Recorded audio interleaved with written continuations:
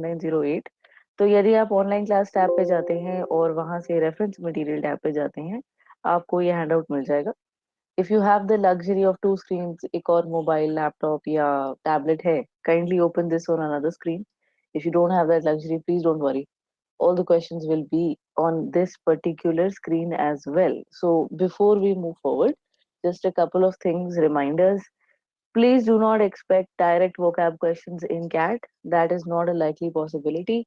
Reason for that, even in 2020, which was a pandemic year, and CAT did change its pattern, 2 घंटे का exam हो गया था, 3 slots हो गए थे. This seems like a possibility likely in 2021 as well. हो सकता है कि 2021 CAT कोई completely new format बना दे. We can't say anything for sure. It is a group of private institutes, they can do whatever they want. So we'll wait till September until we get official word from CAT authorities. Until then, we are operating under the assumption कि ये 2 घंटे का exam होने वाला है. Now, bear in mind, in 3 slots in CAT, slot 1, no question from vocab. Slot 3, no question from vocab. But in slot 2, what they did was they took a word from the reading comprehension passage and they asked the meaning. So we had like a sort of intervention of vocabulary here, but it wasn't that difficult because the options were easy. So are we expecting synonym, antonym, match the following, fill in the blanks, odd man out in terms of vocabulary questions? No, we are not. That's not something that we are expecting in CAT, but we are expecting them heavily in all your non-CAT exams. तो चाहे आप snap बोलें या इनमैट बोलें या IFT बोलें, whatever, ज़ैट, you are definitely going to get direct and indirect questions. या तो डायरेक्ट वर्ड दे देंगे और उसका synonym antonym बताओ, या they will try to put it in fill in the blanks or match the following, or the one that they like the most, contextual synonym or antonym, कि which of the following can replace the given word, या which of the following cannot replace the given word. These kinds of questions are definitely expected in almost all your non-CAT exams. Abhi, second wave of COVID has hit us pretty hard, and there is a possibility of a third wave. If a third wave happens, it is going to be most likely around the time when you guys are giving your exams, November के आसपास. So please be careful. Please take the most precaution as you can. जो भी possible है. Try to be careful with your health. Be sensitive to other people's health as well. Uh, as far as competitive exams are concerned, for this year, we are expecting something like 2020 calendar year. So, पहला exam आपका most probably CAT ही होने वाला है, and then the other exams will roll forward. Some of them might get postponed even further. Some of them might give you a best of clause. जैसे last year snap best of two बन गया था, right? So you could give it maximum 2 times. So some others might also come up with this in the meantime. NMAT was take from home last year. You could give it from home if you wanted. And maybe other exams might include that possibility. But regardless of a pandemic, your exams are going to happen. This is not the 12th board which will get cancelled. Because these are institutes where they will, yeah, best of three. कर दिया. These are the institutes which will fill their batches regardless. So somebody is going to get selected. ये तो पक्की बात है. Let's make sure that it's one of us or all of us. So that's the point. If people are feeling overwhelmed, rightly so, it's not easy to prepare in the middle of a pandemic. And middle of a pandemic को चलते हुए भी अब 2 साल होने वाले हैं. So I know that it's overwhelming. I know that people are worried. Uncertainty बहुत ज़्यादा है. Good morning, ma'am. And good morning. And as far as other people are concerned, not many will understand the anxiety of a competitive exam. So if this is a priority year for you, please do take care of your mental health as well. Physical health to hai. So reach out to people if you think that you need it. Try to go for healthy coping mechanisms and always try to focus on the smaller picture. Bigger picture के बारे में ना सोचें, smaller picture पे focus करें. What is the one thing that I can do today, or what I can do in the next 1 hour, or what I can do in the next 2 hours. That should be the focus rather than November में क्या होगा. Okay. So that's just a little bit on terms of preparation. Let's quickly talk about this. So we are now doing roots 3. We already know from our previous discussion that words in English language are heavily borrowed. So we have done this format, which is called the RPS format, or the roots, prefix, and suffix format. We divided prefixes into three parts: positive, negative, and neutral. We also divided suffix into two parts. One, they can tell us parts of speech, ki adverb hai, adjective hai, etc. And other, they can have their own meaning. And then we did a couple of roots. Now, please remember that when it comes to prefixes and roots, there can be an overlap, as in a term can be a prefix as well as a root. That is pretty much possible. So अगर आप vocab 2 का handout देखेंगे तो you'll see you'll see mal, you'll see d, dis. ये सब prefixes भी बन सकते हैं और roots भी बन सकते हैं. This is very clearly given in VAHO 1907. So today we are going to move from the letter N till the letter V. Let's see how many words we can come up with. Everybody prepared? Can we move forward? Yes or no? Just a second, guys. You have been just a second. VA section for the past days, fine. When I solved MCQ questions, I was able to get answers of 80% questions, but in TETA, the ratio got inverse. So you got a lot of TETA questions wrong, right? That's what you are saying? TETA questions you got wrong. So see, even if you got your TETA questions wrong, your overall score must not have suffered much, because even if you get the TETA questions wrong, there is no negative marking attached to that. However, if you're looking at TETA questions and you're including them as part of your overall score, कि x plus theta मिला के मैं अपना पूरा attempt कर रहा हूँ, then you probably need to get some of these right. General suggestion would be that focus more on odd man out and do para jumble when you get the time. Para jumble के usually 3 से 4 questions आपको दिए जा रहे होंगे AMCATs में, और odd man outs again 2 से 3 क्वेश्चन दिए जा रहे होंगे. तो पहले इनको कंप्लीट करने की कोशिश करो, because usually it is easier to find something which you can delete rather than something that you have to sequence. So if you're coming to VA at the end, as in पहले आप RC कर रहे हो and then VA कर रहे हो, general suggestion for TETA would be that you attempt odd man out first and then para jumble. If you're doing it in the beginning, कि first you're doing VA and then you're doing RC, don't give a lot of time to it, not more than 15 minutes, okay? Because your RC section has more number of questions, hence the more scoring part. So I would suggest that you prioritize your TETA questions. From your practice of handouts या आप SM2203 practice कर रहे हैं, उससे पता लगाइए कि odd man out और para jumble में आपकी ज़्यादा accuracy कहाँ है. Usually it's going to be odd man out. And then do that first and move to para jumbles later. Yeah, so do odd man out first and then move to para jumbles.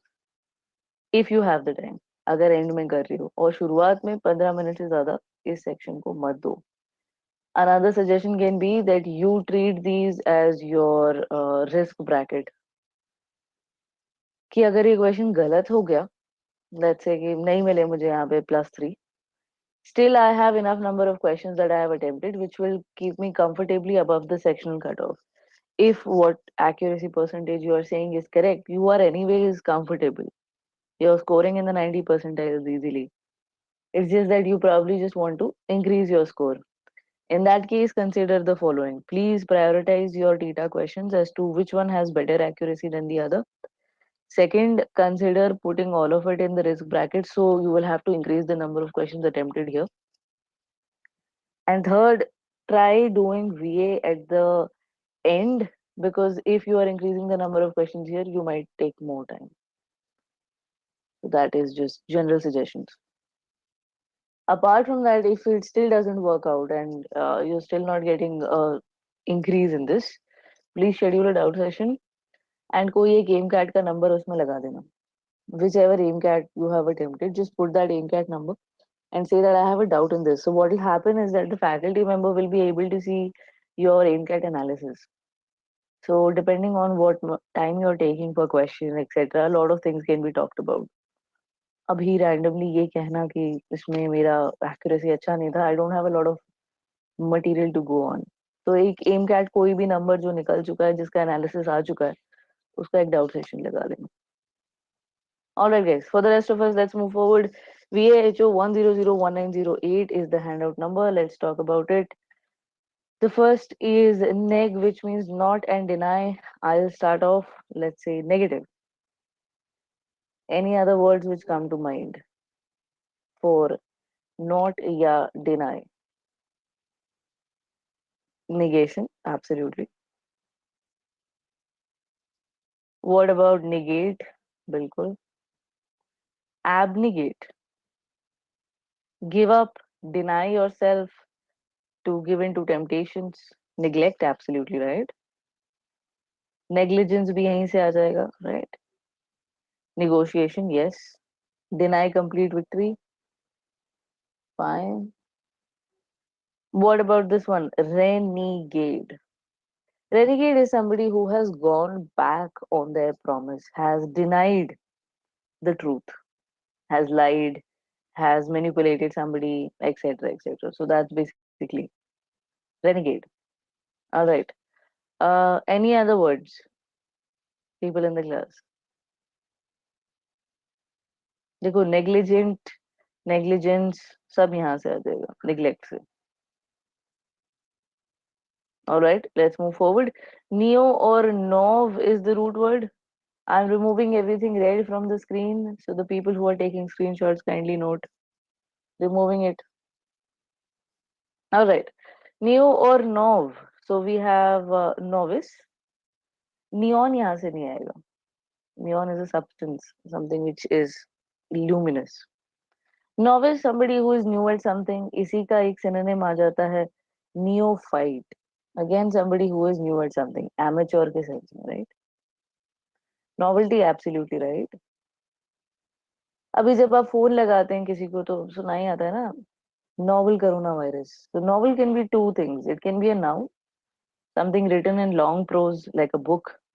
It can be an adjective in sense of new. Novel, new.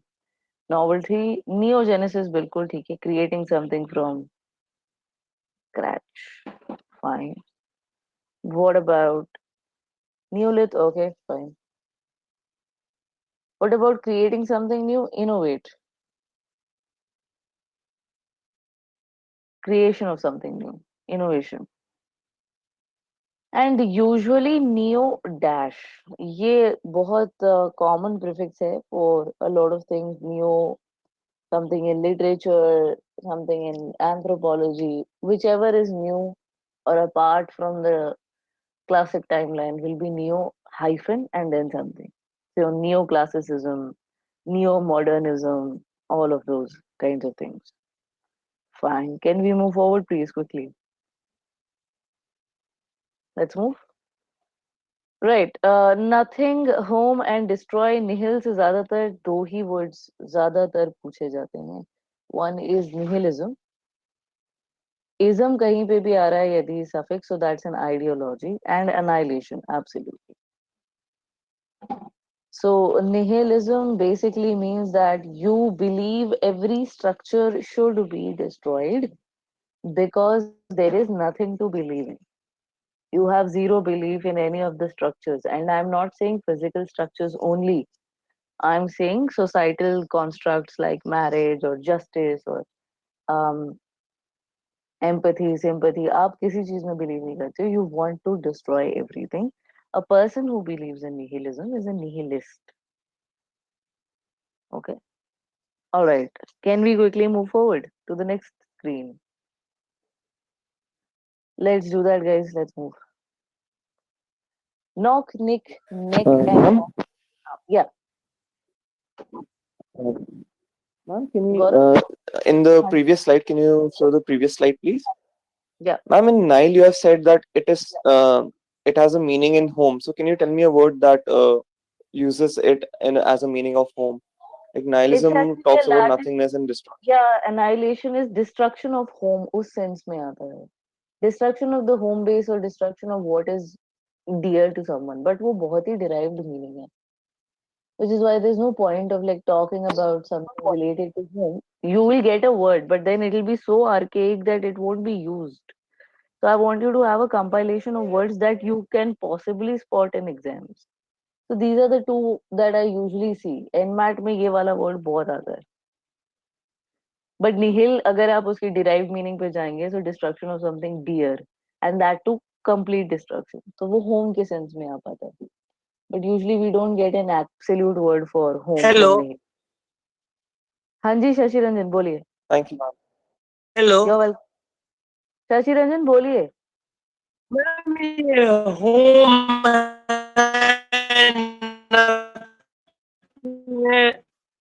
Home जैसे sir आपकी आवाज जी, बहुत ये ज्यादा home आपकी है, आवाज nothing बहुत है, ज्यादा डिस्टॉर्ट हो रही है. आप डिस मुझे एक प्राइवेट मैसेज भेज दीजिए, वो ज्यादा ठीक रहेगा. बहुत ज्यादा डिस्टॉर्ट हो रही है, मुझे कुछ समझ में नहीं आ रहा है. प्राइवेट मैसेज भेज दीजिए प्लीज. नियोलॉजिज्म का मतलब न्यू वर्ड्स की क्रिएशन की जो स्टडी होती है. Less like a narcissist. Varun I don't understand your question. Alright. Hello Shashi you can. हाँ जी बोलिए. मैम जिस वर्ड में लास्ट में इज्म आता मैम, है वो नाउन होता है ये ना। जो होम लिखा था, एक मिनट एक मिनट. विशाल एक मिनट. हाँ शशि बोलो. मैम ये होम जो लिखा था, NIHL से वर्ड बनाना था, वो जी होम जी. वाला वर्ड ये पीछे वाले स्लाइड में होम है, नथिंग है, ये सब क्या दिया हुआ है, सब नहीं समझा। सर रूट का मीनिंग होता है. देखो ये किसी दूसरे लैंग्वेज का वर्ड है. इस वर्ड का यदि हम मीनिंग बनाते हैं इंग्लिश में तो ज्यादातर इन वर्ड्स की मीनिंग निकल कर आती है. उससे हमने इन दोनों के लिए ये वर्ड्स लिए हैं, निहिलिज्म और अनाइलेशन. तो वो तो NIH से रूट वर्ड है, इसके लिए निहिलिज्म और निहिलाइलिस्ट बना दिया, और जी ये जी होम जी. नथिंग, ये ये इस रूट वर्ड इसका का क्या है, मीनिंग मीनिंग है. है? जी मीनिंग है रूट वर्ड का मीनिंग है. ओके ओके, ठीक है. ओके. हाँ जी ठीक है। विशाल बोलिए. विशाल गो हेड. मैं बोल रहा था कि जिस वर्ड में लास्ट में इज्म आता है वो नाउन होता है क्या? हाँ एब्स्ट्रैक्ट नाउन कंसिडर कर सकते हो. क्योंकि एब्स्ट्रैक्ट वो एक नाउन तरह होता की. हाँ. आप लोगों की नाउन्स और आर्टिकल्स की क्लास हुई है। Yes ma'am, yes ma'am. है ना. तो जैसे कि जस्टिस एक तरीके का एब्स्ट्रैक्ट नाउन है because it is a kind of believe that believes in having law apply to everyone equally. इसी तरीके से ज्यादातर जो इजम्स आते हैं वो एक तरीके की क्वालिटी या सेट ऑफ थॉट्स माने जाते हैं.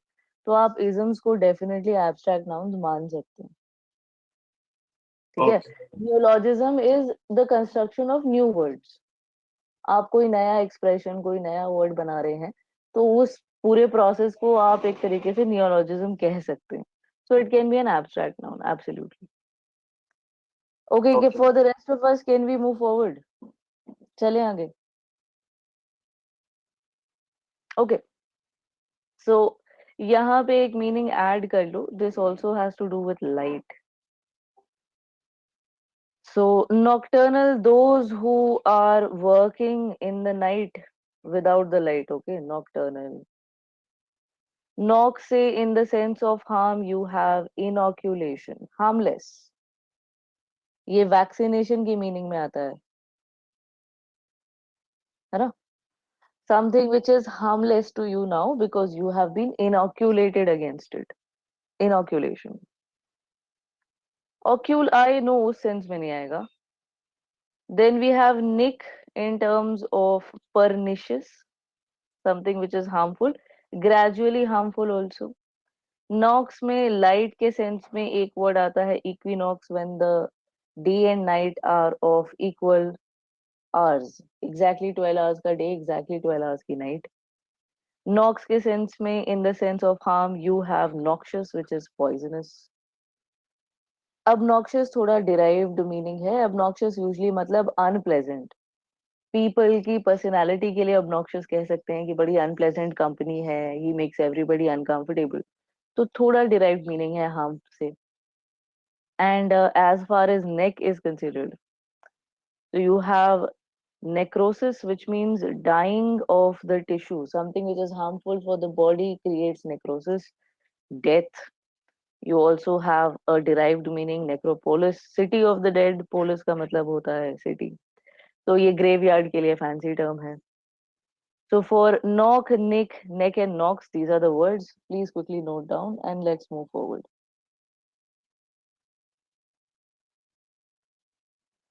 Okay, the next one. The next one, OB means against.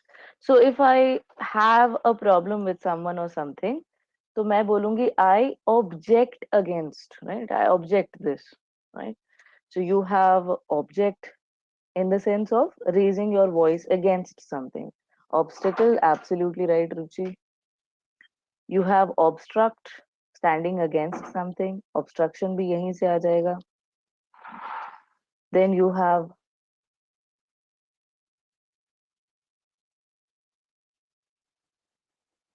why are we doing word meaning? Sir, we are doing word meaning because आपके जो नॉन कैट एग्जाम्स हैं उनमें डायरेक्ट वोकैबुलरी क्वेश्चंस आते हैं.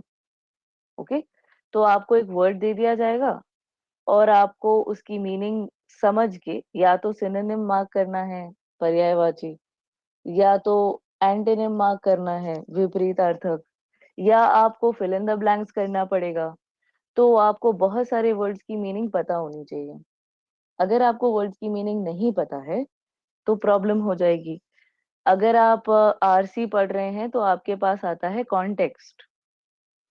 You have a lot of context. आसपास की lines पढ़ के आप मीनिंग फिर भी समझ सकते हैं.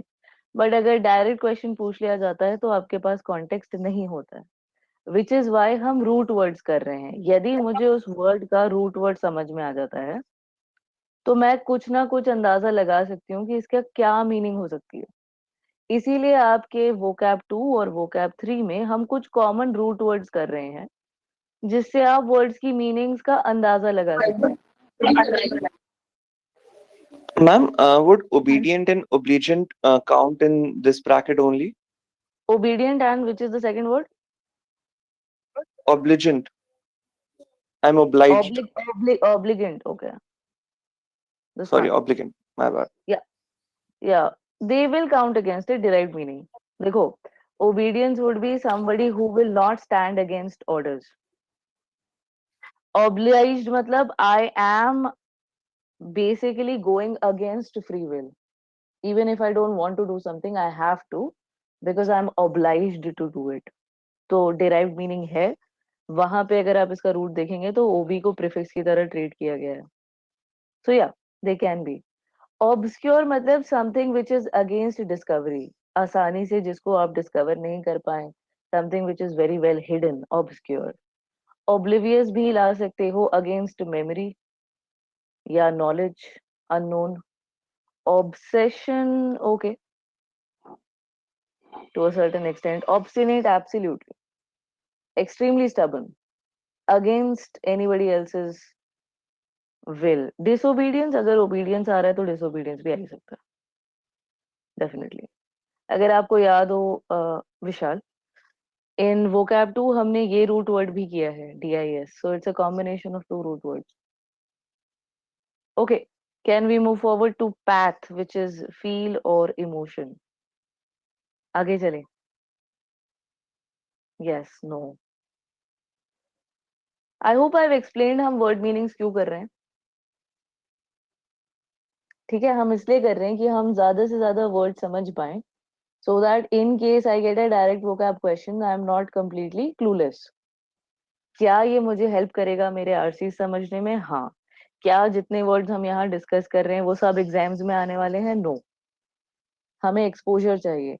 आपका कोई भी एग्जाम इस तरीके का नहीं है कि आपसे पूछा जाए ob is a root word, give 4 examples. ये उस तरीके के एग्जाम्स नहीं है. Alright, let's move forward. Path का मतलब है इमोशन. मैं इसको पैथ क्यों प्रोनाउंस कर रही हूँ? बिकॉज पाथ, PATH, इंग्लिश में एक ऑलरेडी कंप्लीट वर्ड है. इसका मतलब होता है वे या रूट, रास्ता. But as a root word, अगर सिर्फ PATH को रूट वर्ड की तरह कंसिडर करा जाए तो इसका मतलब होता है फीलिंग या इमोशन. सो पथेटिक बिल्कुल सही. Feeling of uselessness. Sympathy feeling of pity, empathy, feeling something from somebody else's perspective. For example, यदि मुझे सड़क पे भिखारी दिखता है तो मेरे को सिंपथी फील होती है, पिटी फील होती है। बट मेरा कोई अपनी का एक्सीडेंट हो जाता है तो मुझे एम्पथी फील होती है, मैं उनके दर्द को समझ सकती हूँ from their perspective. Okay, pathology is a good word, इसका थोड़ा डिराइव्ड मीनिंग है। मिडीवल टाइम्स में माना जाता था कि आपके बॉडी में 4 इमोशंस होते हैं और इन इमोशंस के ऊपर नीचे होने से आपको डिजीज होता है। तो इमोशन का लेवल चेक करने के लिए बॉडीली फ्लूइड्स निकाले जाते थे, like blood, urine, bile etcetera. आज की तारीख में भी बॉडीली फ्लूइड्स निकाले जाते हैं to check levels, but it's more scientific now, but it is still called pathology, which is why all these words, allopathy, homeopathy, uh, pathogen, all of these are science related, but the root word is to do with emotion, because at one point in time it was considered that emotions ruled the body. Apathy, feeling of indifference, कोई भी feeling नहीं है, emotionless. Feeling of hatred, antipathy, बहुत ज्यादा hatred. Psychopath ठीक है, hydropathy ठीक है, यहाँ पे ऐड कर सकते हो पैथोलॉजी के सेंस में, fine. Any other words which come to mind? Pathos, feeling of intense sadness. All right, sociopath, absolutely right, you can add that. Okay, shall we move forward, please?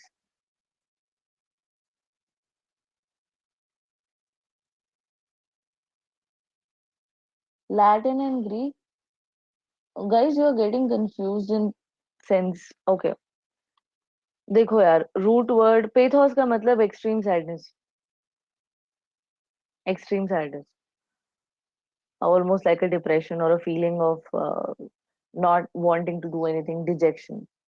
जो Latin और Greek पूछ रहे हैं, देखो यार, root words Latin हो सकता है, ग्रीक हो सकता है, फ्रेंच हो सकता है, संस्कृत हो सकता है, कुछ भी हो सकता है। तो जो रूट वर्ड्स हैं उनको हम लैटिन, ग्रीक, फ्रेंच, ये सब लैंग्वेजेस से ला रहे हैं। क्या मुझे याद करना है कि ये कौन सी लैंग्वेज का है? नहीं, मुझे याद करना है कि इसका मीनिंग क्या है एंड क्या पॉसिबल वर्ड्स में यूज हो सकता है। तो लैटिन और ग्रीक हो या फ्रेंच हो या संस्कृत हो, इससे हमें क्या करना है? Already you guys have a lot to remember. Do we need to remember every root word and which language it came from? Is it going to help me in my exam? Absolutely not. Which is why आपके handouts में जबरदस्ती यहाँ पे अलग से language of origin नहीं दिया हुआ है. It is not required. आपको यदि लगता है कि नहीं मुझे रिक्वायर्ड है, मुझे पढ़ना है, then just do a quick Google search. That's available for everybody. Just write this root word, वो अपने आप बता देगा आपको कि ये लैटिन है, कि ये ग्रीक है, कि ये अरेबिक है, कि ये फ्रेंच है. That's up to you. If you have that kind of time, please go ahead. But क्योंकि ये क्लास के लिए इम्पोर्टेंट नहीं है एंड एग्जाम के लिए तो बिल्कुल ही इम्पोर्टेंट नहीं है, that's why it's not in your handout. शुरुआत में एक्सप्लेनेशन जरूर दे दी जाती है कि ये वर्ड्स इंग्लिश के नहीं हैं, ये दूसरी लैंग्वेजेस के हैं, इनका पॉसिबल मीनिंग इंग्लिश में निकल कर आता है ये, और फिर इनसे ये वर्ड्स बना सकते हैं. That's the point.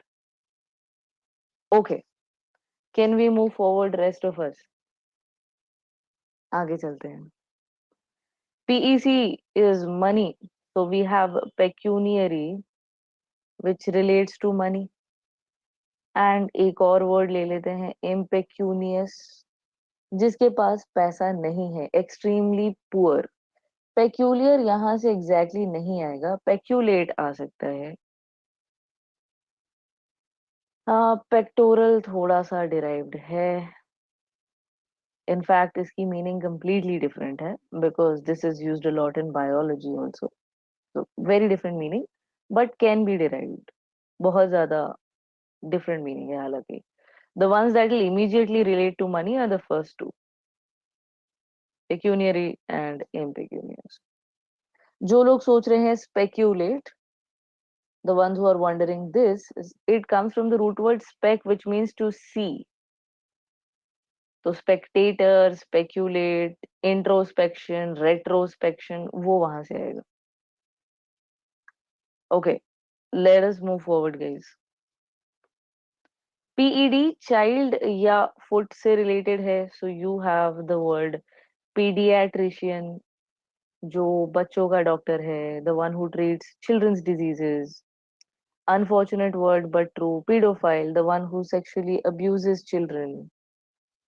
Pedestrian, बिल्कुल. जो चलता है, that person is called a pedestrian. It can also be an adjective. आज के समय पे अगर आप किसी से कहें यार तुम्हारी चॉइस बहुत ही pedestrian है, तो तुम्हारी चॉइस बहुत ही बेसिक है, बहुत ही लो लेवल पे है. So there is a derived meaning to pedestrian as well. Pedal, absolutely right. किसी चीज पे आप फुट से फोर्स लगा रहे हो. Pedigree, I don't think so. Pedagogy also no. Pedagogy is related to teaching. तो no. Pedestal हो सकता है बिल्कुल. A stool on which you can stand. Absolutely. क्या किसी ने ये phrase सुना है? Putting someone on a pedestal. Putting someone on a pedestal. Have you heard that? Putting on a pedestal. किसी को इतने high level पे रख दो that they can do no wrong. Anybody here who is reading Hindu for vocab purposes या general awareness purposes, कोई हिंदू पढ़ रहा है इस क्लास में? The Hindu newspaper. Pedicure, yes absolutely, बिल्कुल. उसमें अभी कल या परसों एक वर्ड आया था, दिस वन, मेसाइनिक पॉपुलिज्म. किसी को आपने ऑलमोस्ट मेसाया का टर्म दे दिया है. This person has been placed on a pedestal, he और she can do no wrong. कुछ गलत कर ही नहीं सकते हैं बिकॉज उनको आपने गॉड स्टेटस दे दिया है, डिवाइन स्टेटस पे पहुंच गए हैं वो. Even if they do something wrong, people will come up with excuses to defend them. तो putting someone on a pedestal का मतलब सेम है. अब आपने उनको एक ऐसी जगह पे रख दिया है रिस्पेक्ट की कि वो कुछ भी कर लें, they will never be wrong in the eyes of the people. So Trump to a certain extent enjoys this kind of messianic populism. उसने अपने फॉलोअर्स को इंस्टिगेट किया कि तुम कैपिटल हिल पे अटैक कर दो. वो लोग जेल चले गए हैं and even after that they are still ready to support Trump. Absolutely. So इस तरीके से यदि आप वर्ड्स को थोड़ा मैनेज करें, इन द सेंस कि अगर आप उसे रिलेट करेंगे, आप ज्यादा रिमेम्बर कर पाएंगे. अगर आप सिर्फ रैंडमली वर्ड्स की लिस्ट को पढ़ रहे हैं और रट्टा मार रहे हैं, तो इस बात की तो कोई गारंटी नहीं है कि आप जो लिस्ट पढ़ रहे हैं उसमें से एक भी वर्ड आपके एग्जाम में आएगा. प्लीज रिमेम्बर, ये सारी क्लासेस एक्सपोजर के लिए हैं, जिससे आपको वोकैबुलरी का लेवल पता चले. आप जो भी पढ़ रहे हैं उसको लिस्ट में इंक्लूड करके रिवाइज करें. रट्टा मारने में टाइम वेस्ट ना करें. There is no point. Alright, someone said pedicure, yes. Pedometer, yes absolutely, ये भी ऐड हो सकता है यहाँ पे. पोडाइट्री भी ऐड हो सकता है, study of the feet. Alright, let's move to pend which means to hang. तो एक तो आ गया पेंडेंट, जो गले या चेन से हैंग होता है. एक आ गया पेंडिंग, ठीक है, something which is hanging, complete नहीं है. इंडिपेंडेंट, तो पहले डिपेंडेंट कर लेते हैं गौरव. somebody who is hanging on to या something hanging on to something physically, emotionally, mentally, इसका ऑपोजिट आएगा independent. So yes, both words. किसी पे हैंग करने की जरूरत नहीं है. Pendulum, yes. अब those are just different spellings guys. Pendicular, okay, ठीक है. पेंडेंटिव बहुत डिराइव्ड है, उसको छोड़ दो. Stipend, okay. Have you heard of this one, pendular, something which has the ability to hang, pendular. Okay, can we move forward please? rest of the class. Hello. Okay. हाँ जी Shashi.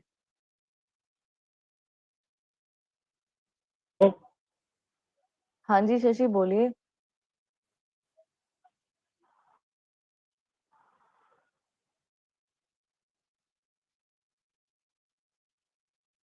Sir आपकी आवाज आ नहीं रही है और काफी डिस्टॉर्टेड है। यदि आप मुझे प्राइवेट मैसेज कर दें, इंग्लिश में लिखने की जरूरत नहीं है, आप इंग्लिश में लिख सकते हैं, हिंदी इंग्लिश मिला के। अपना डाउट प्लीज मुझे एक प्राइवेट मैसेज में भेज दीजिए। Okay, rest of the class let's move. Phil का मतलब होता है टू लव, तो philosophy love for wisdom. Soph का मतलब होता है wisdom, love for wisdom. Philanthropist absolutely right, love for mankind. Okay, किसी भी चीज के एंड में फाइल लगाओगे, bibliophile, halophile, thermophile, pluviophile, astrophile, lover of, hydrophilic, all of these. तो phile as a suffix also means love. Philistine यहाँ से नहीं आएगा। फिलिस्टीन is basically somebody who doesn't like anything related to the arts. Philologist okay ठीक है, fine. Philanthropist का opposite हमने पहली क्लास में करा था, right? Misanthropist. Anthrop means related to man. Okay, Philip is just a name. It basically means something which is luminous or has a lot of light. So it's a name from the Bible which has been given to a lot of people over time. Okay, so जितने भी आपके phile suffix वाले words हैं, all of them जो आप लोगों ने लिखा है, astrophile, bibliophile, absolutely right. Let's move to phone which means sound. तो एक तो आ गया phone. Homophone absolutely right. Words which sound the same, जैसे कि सन और सन, है ना, words which sound the same. Euphony, okay, good noise या गुड साउंड। इसका ऑपोजिट भी, कैकोफनी, बैड साउंड, शोर, noise. You also have the word phonetic related to sound. Yeah, I'm feeling better now. The cough is less. Thank you so much for asking. Coco nahi, caco, Varun. Cacophony. All right. What else? We have phonology, study of sound, and all the phones. So microphone, telephone, gramophone, all of them. Megaphone, all of those as well. Symphony, good word, Gorang. Lot of sounds coming together to create a music. Symphony, absolutely right. ठीक है। All right, can we move forward rest of the class? आगे चलें।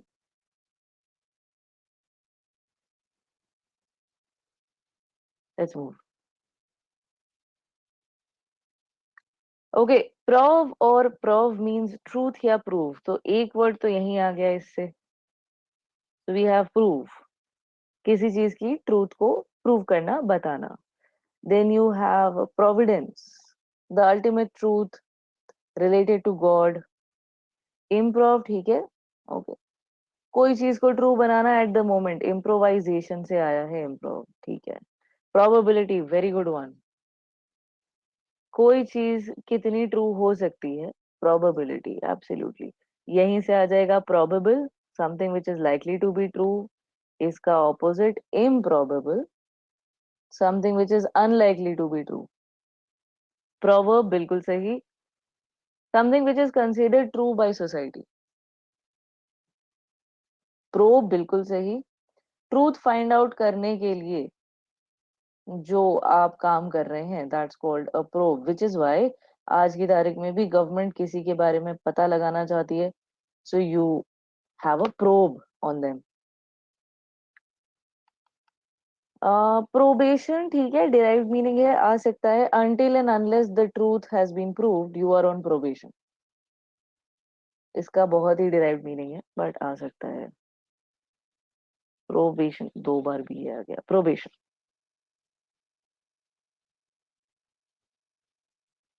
Fine, probably, हाँ बिल्कुल, probable से probably, no problem. All right, let's move to qui which means quiet. यहाँ पे एक वर्ड ये एंड इसके अलावा एक और जो यूज होता है, that is quiescent, somebody who has the qualities of being quiet,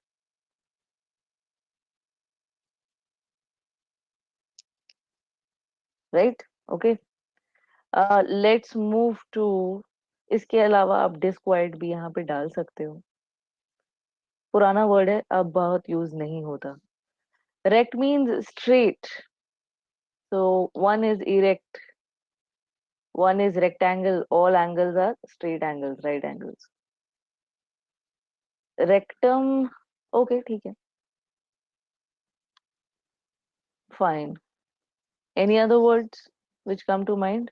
Rectify, absolutely right, Ruchi. To make something straight, to make something correct, absolutely, was looking for direct, thank you Madhur, बिल्कुल सही। Direct, straight line to something, opposite indirect, not a straight line or not a straight path। Rectilinear, yes। Rectitude, हाँ, rectitude morality के sense में आता है, somebody whose values are very straight, very straightforward, बहुत ही ज्यादा morality या sense of ethics या morals है इस इंसान में। Rectitude, moral से related। Fine. Let's move forward to rogat or rog, which means to ask. तो इंग्लिश में एक तरीके के सेंटेंसेस होते हैं जिनको हम इंटेरोगेटिव सेंटेंसेस कहते हैं, बेसिकली क्वेश्चंस जिसके एंड में क्वेश्चन मार्क है, तो interrogative, interrogation. Any other thing which comes to mind? Rog थोड़ा डिराइव्ड है but okay. Abrogate, you have asked to end the meeting और end something, abrogate. Prorogate, derogatory, absolutely, या derogate, derogatory लिख देते हैं। Something which is abusive, arrogant यहाँ से नहीं आएगा, प्रोविंस भी यहाँ से नहीं आएगा।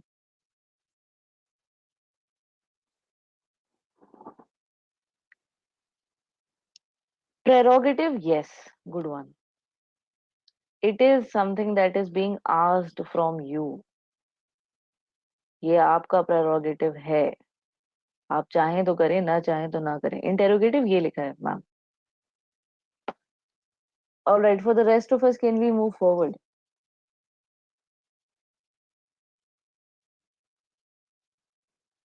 All right, just a second, यहाँ पे somebody had asked me the difference between pendant and pendant, किसी ने पूछा था, राइट? एक तो है कि ये इंटरचेंजेबल स्पेलिंग्स हैं, जिन्होंने पूछा था, अगेन टॉकिंग अबाउट दिस, एक तो ये इंटरचेंजेबल स्पेलिंग्स है। यदि टेक्निकल डिफरेंस पे जाऊं तो दिस इज समथिंग जो कि एक तरीके की ज्वेलरी होती है, ठीक है, एंड ये बस हैंगिंग के सेंस में, तो ये ज्वेलरी भी हो सकती है, ये लैम्प भी हो सकता है, whatever is hanging, it is pendant, it's hanging, तो that is why it is an interchangeable spelling. And अगर टेक्निकल डिफरेंस पे जाओगे तो this is for jewellery and this is for anything which hangs, चाहे वो jewellery हो, चाहे वो जो भी हो, right? No, we have not done red, we're getting there। So 15th, can I remove everything from the screen? Pedant is somebody who is a stickler for rules, especially grammar rules। वहां से word आता है pedantic, जो दूसरों की grammar ठीक करते रहते हैं, ये वाला वर्ड उनके मजाक उड़ाने के लिए यूज होता है। Have you heard this term, grammar Nazi, जो हमेशा दूसरों का ग्रामर ठीक करते हैं, ग्रामर नाजी। आजकल जिस भी चीज का आप मजाक उड़ाना चाहें या कहना चाहें कि they are making a big deal out of something small, उसके आगे आप नाजी लगा देते हो एज अ सफिक्स, तो फेमिनाजी, जो फेमिनिज्म के नाम पे सबको परेशान कर रही है, फेमिनाजी, somebody who is irritating somebody by proving their grammar wrong, grammar nazi। रोगैट का मतलब टू आस्क, पूछना। तो इंटेरोगेशन में क्या होता है, जैसे पुलिस इंटेरोगेट कर रही है तो आपसे पूछ रही है ना। इंग्लिश में भी एक तरीके से सेंटेंसेस होते हैं जो क्वेश्चन मार्क के साथ एंड करते हैं, तो उनको भी हम कहते हैं इंटेरोगेटिव सेंटेंसेस, जो आपसे कुछ पूछे, प्रश्न पूछे। रोगैट का मतलब पूछना। ओरिजिनल लैंग्वेज में उसका ये मीनिंग है। इंग्लिश में ये ज्यादातर आस्क वाले वर्ड्स के लिए यूज होता है। ठीक है। Let us go for rid and ris, ये हमने मिस कर दिया है। लाफ के सेंस में यदि रिड और रिस का यूज हो रहा है तो एक वर्ड आ सकता है रिडिक्यूलस। कोई चीज जो इतनी इलॉजिकल है कि अब फनी हो गई है, ridiculous. For example, recently some people were given the second dose of vaccine of a different vaccine. पहला शॉट लगा कोविशील्ड का और दूसरा शॉट लग गया कोवैक्सीन का। ठीक है। तो that is a ridiculous incompetency. इतना ज्यादा इलॉजिकल है कि ऐसा कर कैसे लिया कि उससे अब हंसी आ रही है। Bad for the people who had it, but rid Divyansh, meaning of this word. हाँ, कॉकटेल। रिडिक्यूल किसी ने कहा था, बिल्कुल सही, किसी का मजाक उड़ाना, मॉक करना उनको। Absolutely right. You also have the word risible, something which is funny in a situation. Divyansh, meaning of this word, if you have googled it, kindly share the meaning. Rider यहाँ से नहीं आएगा, riddle आ सकता है, बिल्कुल Madhur, absolutely. It is something in a way that has been put in a rhyming scheme, पहेली rhyming scheme type की बनाई है, and then that is basically to make you laugh. End goal ये है कि it is supposed to entertain. Ridden का sense नहीं आएगा, राइड से आया है रिडन ना, यहाँ से नहीं। राइज भी यहाँ से नहीं आएगा। Okay, so we have 4 words here. आगे चलते हैं। रोटा का मतलब व्हील या राउंड, तो अगर कोई चीज घूम रही है तो उसको कहते हैं रोटेशन। रोटरी, बिल्कुल सही। एक एक्स्ट्रा टी लगा दिया है आपने, rotary.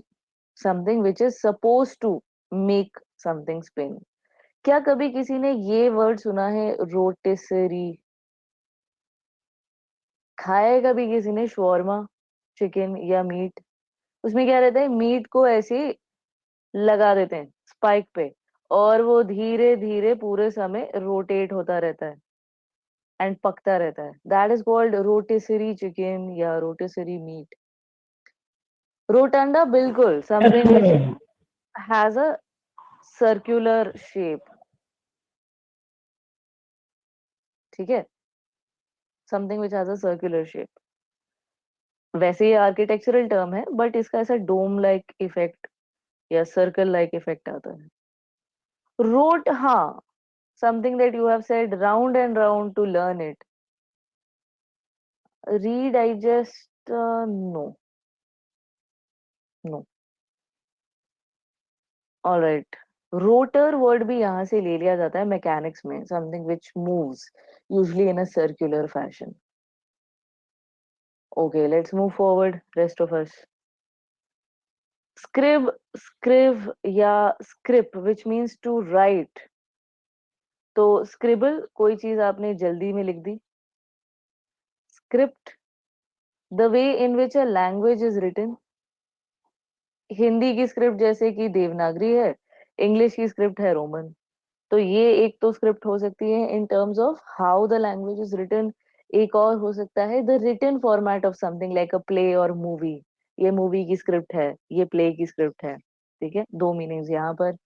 You have scripture, usually considered the first written word of something. तो होली बुक्स को स्क्रिप्चर्स कहा जाता है, पहला लिखित लेख किसी चीज का, scripture, holy books.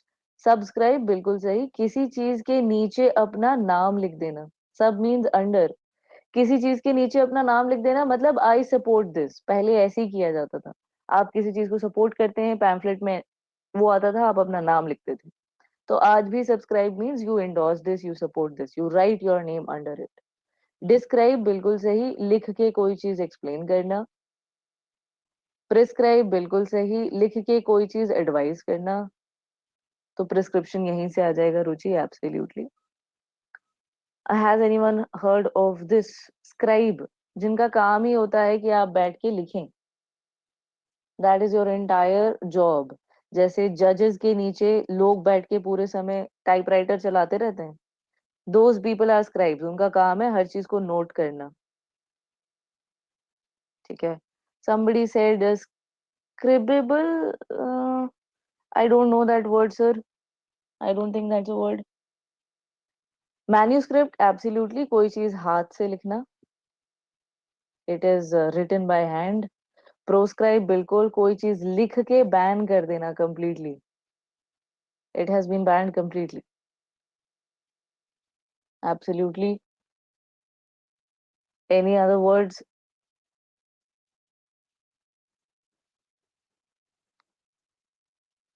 Any other words which come from script, people?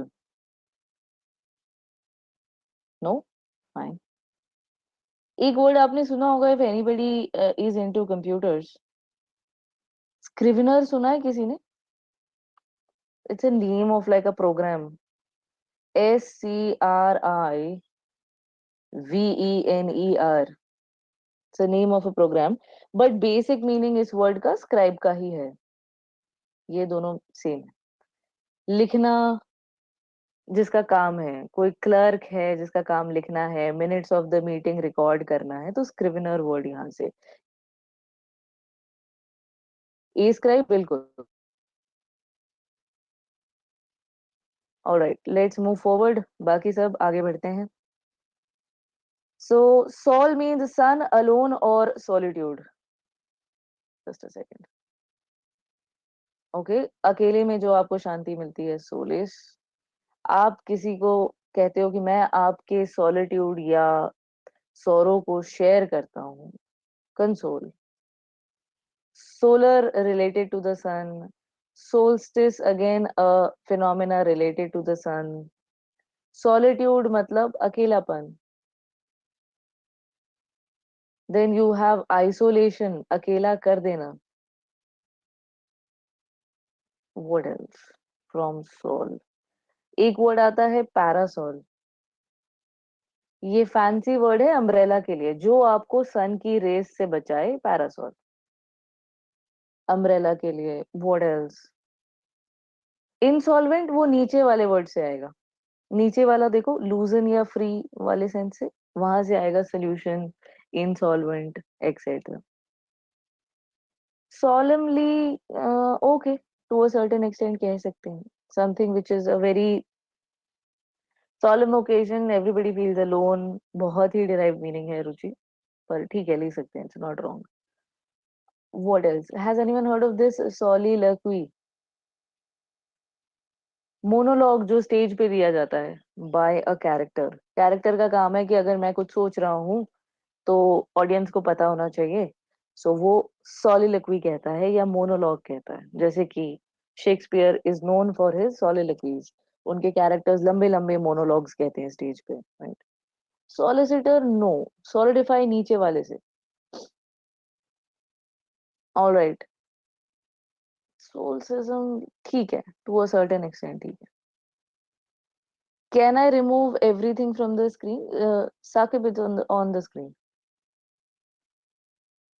Alright, हटा देते हैं इसको, लेट अस मूव नेक्स्ट वाले से। बहुत सारे लोगों ने ऑलरेडी मुझे वर्ड्स दे दिए हैं, तो एक आ जाएगा सॉल्वेंट, जिसमें कोई चीज घुल जाए, फ्री हो जाए, लूसन हो जाए, एंड इनसॉल्वेंट, जो अपने अंदर कोई भी चीज को फ्री नहीं कर सके। सोल्यूशन आ सकता है यहाँ पे, केमिस्ट्री वाला, यहाँ पे सॉल्यूट आ सकता है, यहाँ पे डिसोल्यूट आ सकता है, यहाँ पे इंसॉल्वेंसी आ सकती है, हैविंग नो फ्री मनी, आपका दिवाला निकल गया है, आप बैंकरप्ट हैं, डिसॉल्व आ सकता है, बिल्कुल सही। somebody had said something else, solid भी आ सकता है यहाँ पे, नो फ्री मूवमेंट, थोड़ा डिराइव्ड मीनिंग है बट आ सकता है। एब्सोल्यूट आ सकता है, yes, one unit, no free particle, resolute fine, free will से आपने कुछ डिसाइड किया है, उस सेंस में आ सकता है। व्हाट एल्स, सॉल्व आ सकता है, किसी चीज को लूजन या फ्री कर देना, आपने सॉल्व कर दिया है उसको। Lots of words here. कुछ और बोला था क्या किसी ने? रिजॉल्व भी आ सकता है, आपने फ्री विल से कुछ डिटर्मिनेशन ली है, आपने बनाया है कुछ एम, ये मेरा रिजॉल्व है, ठीक है। डिराइव्ड मीनिंग है बट आ सकता है। डिड आई से समथिंग? नहीं, इंसॉल्वेंट मैंने कर लिया है, fine. Let's move to son which mean sound. तो फोन का मतलब भी साउंड है, सॉन का मतलब भी साउंड है। सोनिक, स्पीड ऑफ साउंड से रिलेटेड, तो अल्ट्रासोनिक, हाइपरसोनिक, सुपरसोनिक, ये सारे वर्ड्स यहाँ से आ जाएंगे। सोनोग्राफी, बिल्कुल, आप साउंड वेव्स भेजते हैं ऑब्जेक्ट में, एंड अगर कोई ऑब्स्ट्रक्शन होता है तो साउंड वेव वहां से टकरा के वापस आती है। तो अल्ट्रासोनोग्राफी, सोनोग्राफी यहीं से आएगा। सोनाटा बिल्कुल आ सकता है, it's a sort of mellifluous sound, good sound, music. Sonnet यहाँ से आ सकता है, a poem written to sound in a particular way, उसकी राइमिंग स्कीम पहले से डिसाइडेड होती है। यहाँ से सोनार भी आ सकता है, पर ये एक एक्रोनिम है। निक, एक तो था हार्म और एक रिलेटेड टू लाइट। हाँ, लाइक रेडार, लाइक लेजर, ये सब एक्रोनिम्स है। ओके, इसके अलावा व्हाट एल्स? यूनिसन, एक आवाज में कोई चीज करना, in unity, unison, having one voice. Alright, resonate भी यहाँ से आ सकता है, वॉइस टकरा के वापस आए, एको के सेंस में, absolutely. Consonant, yes, sounds the same as something else या is in harmony with something else, consonant। And English के साउंड्स को भी दो में डिवाइड किया गया है, कॉन्सोनेंट्स एंड वॉवल्स, साउंड के बेसिस पे। सोनोरस, बिल्कुल सही। Metals are ductile, malleable and sonorous, इनको बजा के देख सकते हो आप, they will produce sound. Dissonance, बिल्कुल, something which is not in harmony with या is out of tune with, dissonance.